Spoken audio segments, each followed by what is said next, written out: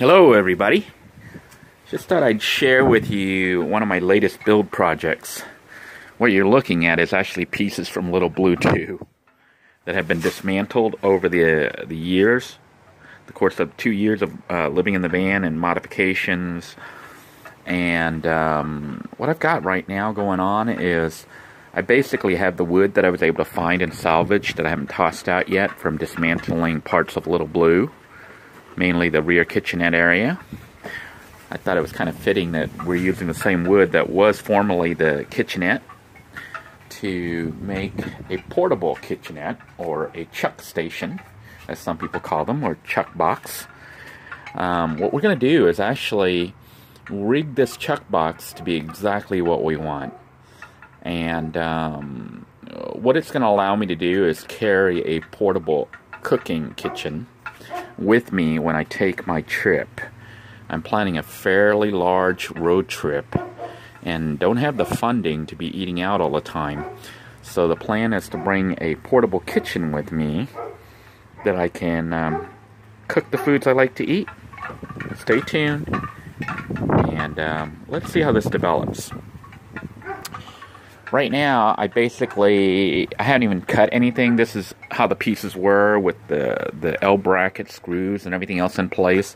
I'm just bringing out the various components that I want to include in my chuck station, or my chuck box, or portable kitchen, or whatever you want to call it. The first thing I'm pretty sure I want to have is 2 rice cookers. And we've seen the versatility of using rice cookers to make food while living in the van. And, you know, it's even easier when you have access to 120 volt power instead of having to go through an inverter. This chuck box could be used off an inverter in a vehicle, just like it could be used inside Little Blue 2, because every component here will run off, I think, a 750 watt inverter or larger. But I'm designing it specifically so that it can be used inside a car, a van, or a hotel room. So it's got to be kind of somewhat stealth. But, you know, I cooked in a hotel before using the rice cooker. It's not an issue. All you're doing is plugging into the thing. It's fairly safe. We're not having open flames or anything like that. And I didn't want to use a, what do they call those heating elements for frying, you know, cooking things up, because then you got pots and frying pans and whatnot. But with the rice cooker, you have everything built into the pot. You can see I already have some rice cooked here. That is leftover rice, which I'll be eating later. But I'm just laying it out right now to see how big I need to make everything and exactly how I want it laid out. The idea is to make the unit small enough that it could actually be stashed in a car, like maybe in, you know, behind the front seat, you know, in that little area where your feet goes for the back row seat, instead of requiring it to be stored inside a trunk. But I think it might be too wide right now, so I'm going to have to do some cutting and stuff. But I basically want 2 cooking elements, which will be my rice cooker. That can cook rice, it can cook steak, it can cook eggs, it can cook bacon, it can cook spaghetti. So essentially, most of the items I like to eat, I could cook in the rice cooker. Now, having 2 rice cookers means that I could cook the rice, and while the rice is cooking, I could prepare the other meals. So within 15 minutes, I can have a nice homemade meal while traveling. That's the plan. That's going to be my primary cooking system. The other thing is this little rival toaster. Okay? By using a toaster, I can have toasted bread, you know, which is just something simple to eat. Heat up bread, put some butter on it, or, you know, heat up bread to make a quick sandwich. So I'm thinking of mounting that back here and using it as a way to cook toast. And the third thing I'm debating whether or not I really want is a sandwich maker. The reason for the sandwich maker is because, you know, we have been able to make calzones and other things like that. And it seems weird to say, why would you want to do that? Well, I'm planning a really extensive road trip. And one of the ways to save money is to not eat out. I mean, you know, you could go to McDonald's or something and probably get a cheap meal for about $4 or $5, more like $5 or $6 with a drink if you end up getting a drink there. but the food's not exactly the healthiest. And, you know, they add all sorts of other stuff in it that's like sugar and other things that can make you fat, and just not very good things. Making your own food, you know exactly what's going in there. We've made calzone with this. We've made sausages if we had to, but with the rice cooker, I'd rather cook it in the rice cooker versus using the little portable sandwich maker. But the sandwich maker is actually very useful for making, like I said, calzone, possibly other meals that I'll be experimenting with.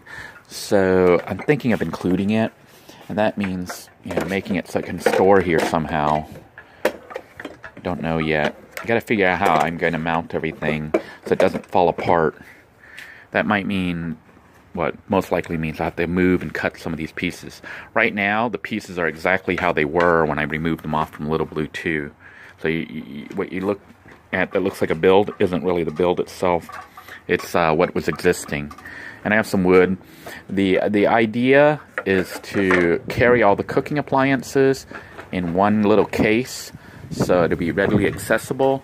We also want to be able to carry some items like rice, you know, supply of rice, and some bread and seasoning. That way you basically have what you need to cook with. Now, food itself, the idea is to stop along the route and go into a grocery, you know, supermarket or whatever, and buy the food and cook it up that night. So we're not going to be like buying a lot of food and carrying a lot of food, except for stuff like ramen noodles, because those can just, you know, you can just add water and the meat to it. Having the experience of living in the van for the past 2 years full time pretty much has shown me what I need.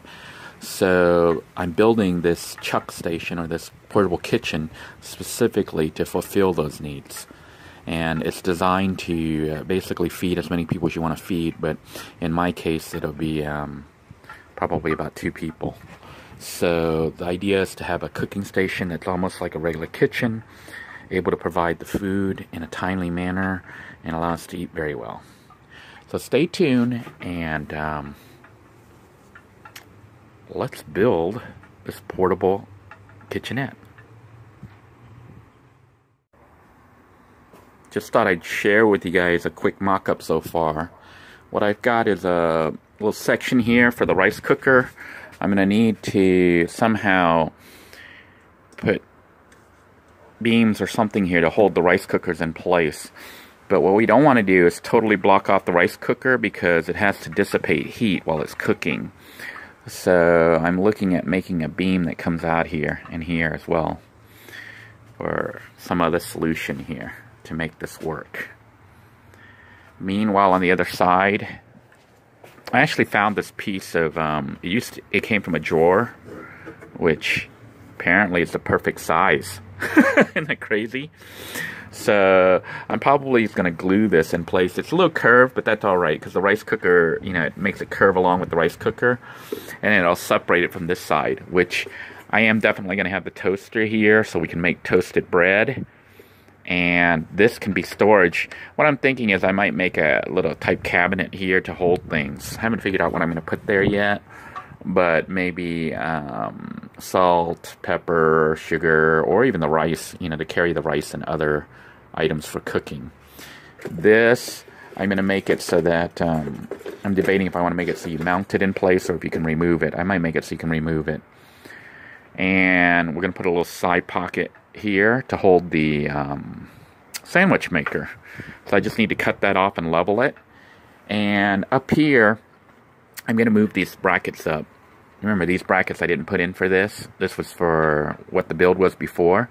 But we're going to move it and line it up to this, the bottom of that. And then what I'm going to lay across here is some wood that's going to be useful for a cutting block, cutting wood, you know, for a cutting board. And it'll sit in place, hopefully. Somehow I'm going to have to figure out how to hold it in place so that it doesn't flop around. And then the top area, I think, can be used to store plates. So what happens is you open it up and you remove the wood and the plates and stuff for serving. or I might make it somehow so you don't have to do that. Haven't decided yet. We're not at the final plans. You're just kind of looking at the design, and I'm trying to design it with the least amount of work since stuff's already cut, and also to use up my existing wood that I had taken out of Little Blue 2. So it's kind of a cool project for me because, you know, Little Blue 2 will now live inside a little portable chuck wagon kitchen thingy. So I've been thinking of different layouts to do, and I didn't want a complicated build because the more complicated something is, the more likelihood it's going to break. And originally I was going to have everything just laying down, but then see, it becomes really wide. The width of the whole unit here becomes super wide. But if I make it go so it's standing up, so that the rice cooker is facing up, now the width is actually manageable. Very short. The width of a toaster, basically. So it looks like I might have to do this. I'm going to do a double-decker and put a piece of wood here and use that so that the rice cooker can stay on top. And then this other part, I was debating whether I wanted to make a slide out, but making a slide out can get things kind of complicated. Although I might still do it, I haven't decided yet. But the plan will be to put a bottom on here, and everything will be sitting like this, and that way I can put a handle on top here, and it's like the size of a suitcase. So it looks like a little miniature suitcase, basically. And I think that's going to be the design that I go with, even though it's a little bit more involved build than the original design that I was going to do. But the unit should be fairly easy to tuck into, like the space between rear cars, you know, the front seat and the rear seat where you put your feet. I think that's going to be wide enough. That's about the size of a foot, right? So we will try it out and see what happens.